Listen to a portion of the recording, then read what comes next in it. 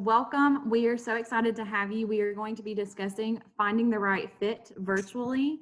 I am Megan Borden. I am the regional recruiter for the Houston, Texas area for the University of Alabama.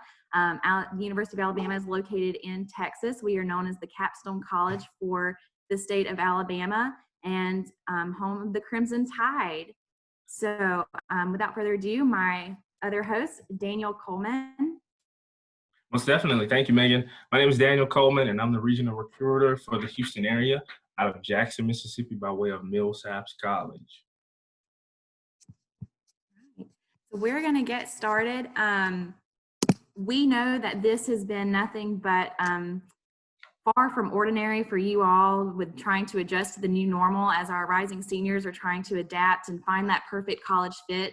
So we are also learning ourselves with making these adjustments, how to kind of connect with you all virtually and make everything accessible to you all to find that perfect fit college. So finding a college, and when there's so many amazing universities where you can attend, we know that it's already difficult with trying to break those things down, and now you have to do it virtually right now, and it's very stressful, I'm sure. But we are here to try to give you some advice and some resources that you can use to kind of help find that fit virtually. Some steps that we're going to kind of go over. What is fit? Do fit research and know where you stand, and then we're going to put it all together. So without further ado, we'll get started. Perfect. Well, that brings us to the first slide. So basically, what is fit? More or less, fit is what it says right there, finding the college that is right for you under the three primary components of academics, social life, and finances. So when you're looking at finding an academic fit, you need to consider the first thing that this is your future. You literally spend kindergarten through the 12th grade preparing for the next 4 to 5 years, which are critical to the rest of your life. So once you consider your future, you should also consider what's the rigor of the curriculum of the college like. I'm pretty sure all of my counselors who have graduated from college, they can tell you that college is hard. It's going to get difficult at some point. But a part of that is understanding how you work and how hard you're going to work. You may be more of a person who learns better in a larger setting to where you can sort of sit back and just take in all this being said, or maybe you like smaller college settings to where the course material may be more personal, so you'll have more interactions with professors. So these are some things that you need to consider. Also, in an academic fit, you need to research the majors and minors and academic programs that the college has to offer and ask yourself, how can you get the best out of your educational experience? In terms of a social fit, you need to ask yourself, what's campus life like? What's fun to do? You're not going to be in the classroom all the time. You're going to want to find things to do to not only get to know your classmates, but also get to know the people on the campus to better yourself as a person. But also, an interesting part is finding out what's the city like. I'm pretty sure every college student is more than likely going to go to the movies, or they're going to go to the mall, or they're going to go to a concert in their city. So find out what the city is like, and what are some things that you can do off campus. And finally, what's the financial fit? You need the best financial fit for myself and my family. And ask yourself, will college be affordable, not only based on scholarships and financial aid, but also based on the cost of living wherever your college is located. So doing your research and what that looks like, you have a ton of opportunities and ways to look for different colleges and finding that, doing basic research first. If you are kind of, maybe you have a wide range of colleges that you would like to attend and you haven't quite narrowed it down, you are going to definitely want to do like a basic search, looking at the majors that the college offers. Do they offer your major? Academic opportunities, what kind of resources do they have to make you successful, to help you be successful at the university? The location, are you comfortable with the location and the distance, how far it would be away from your family? Diversity of the student body, clubs, organizations, events, activities. Do they offer some of the things that you would be interested in getting involved with? Because that's very important when joining a college, that you get involved and you make an impact. It's definitely great for you to make friends, and also look at the cost of attendance and the scholarships. Are you eligible for any of the scholarships maybe that they offer? And how comfortable are you so far with this university? Once you've kind of narrowed it down a little bit, and maybe you have narrowed down to your top 2, maybe 5 colleges, hopefully around 2 to 3 colleges at this point, you want to kind of do a fit search. Which college out of those 3 colleges is your best fit for you? So academic and personal support services, for example, maybe you're a student with disability and you need those disability services to assist you. Make sure that you know that those resources are available for you and that they're going to help you be successful in a way that you're comfortable. Course offerings, not only do they offer your major, but what research opportunities do they have? What, if you're interested in doing study abroad, do they have anything within that major for you to continue to advance yourself? So look into that. Career services and job placements, really big as far as an investment for yourself whenever you're choosing a college. What kind of job are you going to be able to get when you graduate? How much money are you going to be able to start earning on an average, or what's the average earnings that a student starts making once they graduate from that particular major from that university? What's the likelihood of you getting a job right after graduation, and internship placements and co-ops? Do they offer those types of things within your program, and how early can you start as a student there? College culture, very important. Do they have any religious programs, for example, that you're going to, that you would like to be involved in? Do they offer those there?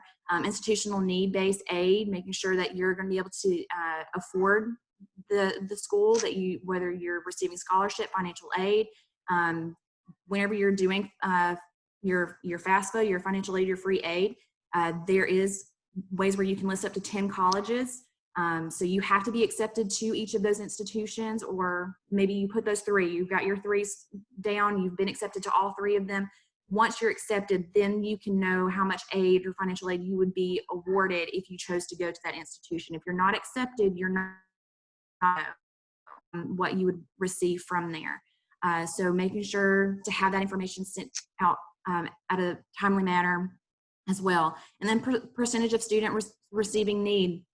Those are all very important. So those are things to really look deep into whenever you're trying to find your fit. Once you've done your research, you want to ask yourself, where do I stand? So the first question you want to ask is, what's the school acceptance rate? And more than likely, you can find that on the college website. But if not, reach out to your college recruiter or someone from the admissions department. And it's probably based on GPA and or standardized test scores. In the midst of COVID-19, most standardized test scores may or may not be able to be had this fall. So you need to reach out to schools and make sure that they haven't made any changes. I know a lot of schools are going test optional for this fall and for the next upcoming school year. But this acceptance rate will sort of give you an estimate of will you get in. And I would definitely advise you to have at least 3 to 5 what I call no-brainer schools that you know you're going to get into with flying colors off of your ACT, GPA, and everything that you're involved in. After that, you should question how much financial aid do students typically receive. Again, you can contact your recruiter or reach out to someone in the financial aid department for those more specific questions. At times during this process, finances can be a tough conversation to have, but I like to say that this is your money, this is your investment, and your life. So you need to be sure that you're upfront and true to what you're going to be dealing with financially, so that the college can provide you what you need. After that, ask yourself, what are the average GPA and test scores? It sort of coincides with the acceptance rate. You can probably find that on the college website. And this will give you a general range of where you are as compared to students who have applied and gotten admitted. Again, most schools are going test optional, but you also need to reach out and find out other requirements that may be necessary for your admission. And last but not least, how does your resume stack up? The resume is a very important part because it gives the admissions officer an opportunity to see you in a different light outside of just your standardized test scores and GPA. Are you involved in any community service projects? Do you do any curriculars? Are you involved in sports or dance team or theater or anything like that? All of these things are very beneficial and will aid in whether you get accepted or not. I won't say they'll make or break you, but they'll definitely aid in your acceptance.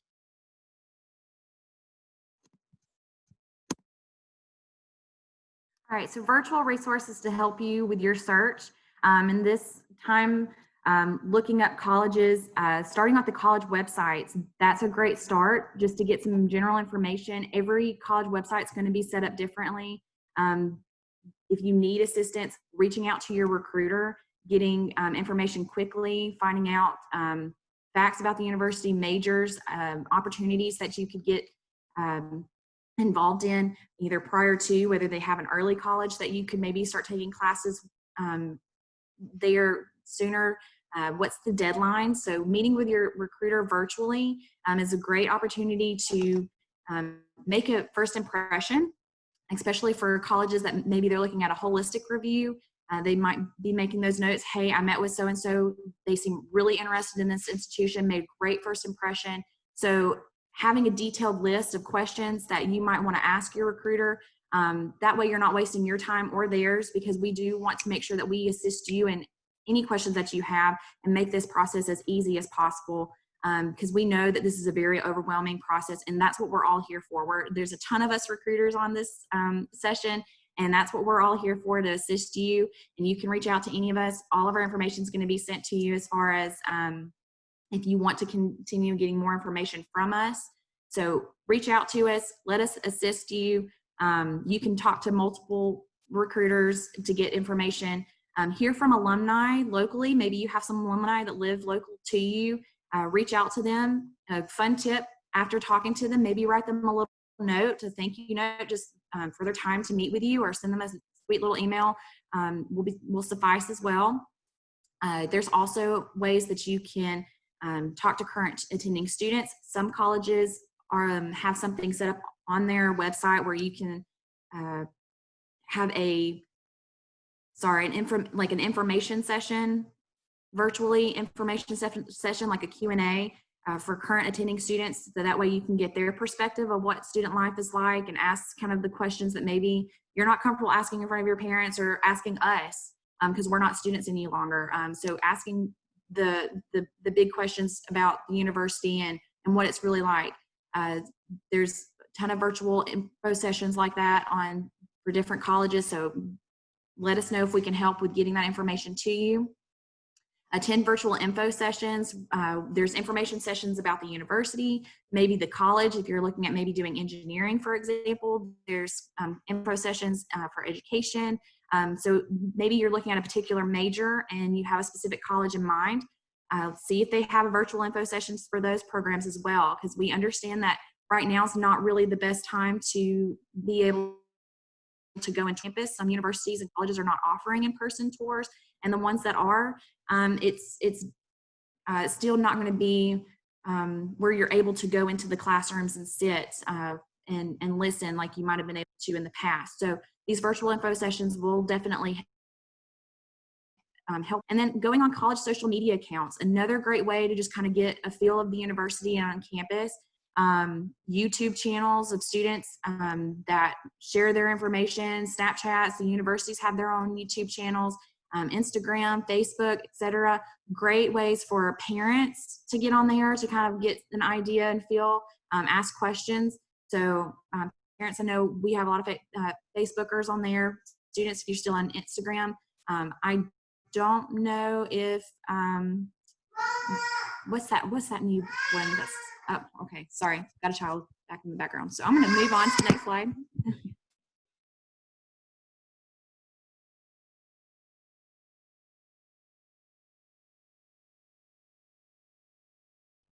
So in the midst of this COVID-19 pandemic, the campus tour is going to look a lot different than it has traditionally in the past. So we'll give you both a list of things to do and things not to do. It's okay to start local. There seems to be a general theme of high school students. I know during myself, I wanted to get away from home. I wanted to be away from my parents, but it's sometimes okay to first start during your college selection process close to home. You know, it pays a big difference if you're a homebody, being able to drive home or having your parents be able to come pick you up, in contrast to having to plan for a flight if you get homesick. So start local. It's okay.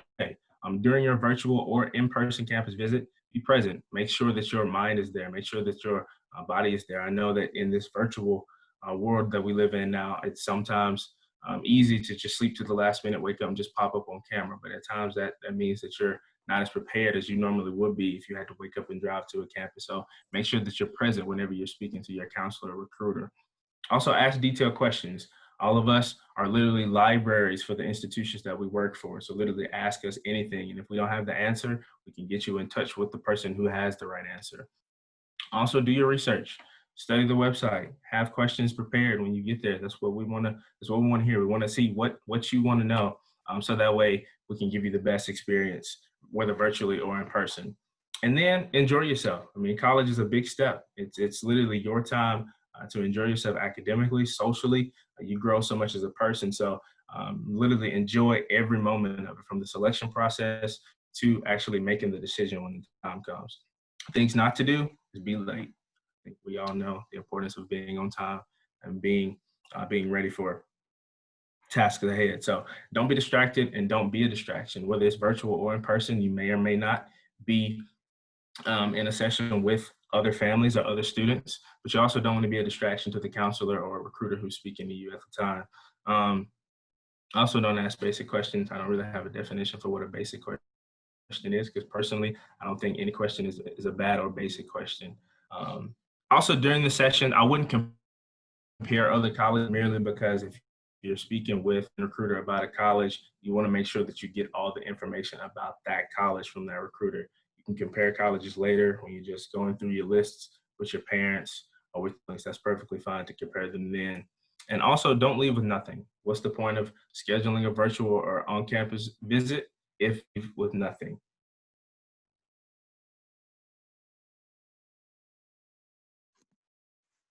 Okay, so what's all of this about? Putting it together, where you, it's not, it does not, it's not all about where you go. It's about feeling confident in your decision, see yourself being successful. If you know that you are going to be successful there for the next 4 years and make an impact, not just only on yourselves, but on your peers that you're going to be graduating with. So making that impression, having an advantage for whenever you graduate, you know that you're going to get a job, that you feel confident that you and be able to start a future for your and be excited where you graduated from. But overall, be excited through this process. I know that we're going virtual right now, but still try to be excited, see the light at the end of the tunnel. You're going to be seniors. Congratulations. We are so very excited for you all. And just take this time just to breathe it all in, that you're going through this college process, looking for this university, and you have a ton of people that are here and willing to help you throughout the process. So let us know if there's anything that we can ever do for you. We are so thrilled and excited that you decided to join us tonight and be part of this session. And just thank you so much for allowing us to be part of your time this evening. Daniel, if you have any other closing remarks that you want to add. Yeah, most definitely. You all, I definitely enjoyed this presentation. You all most definitely take time to pick out the right college. It's okay to not know where you want to go or exactly what you want to do. So enjoy the ride.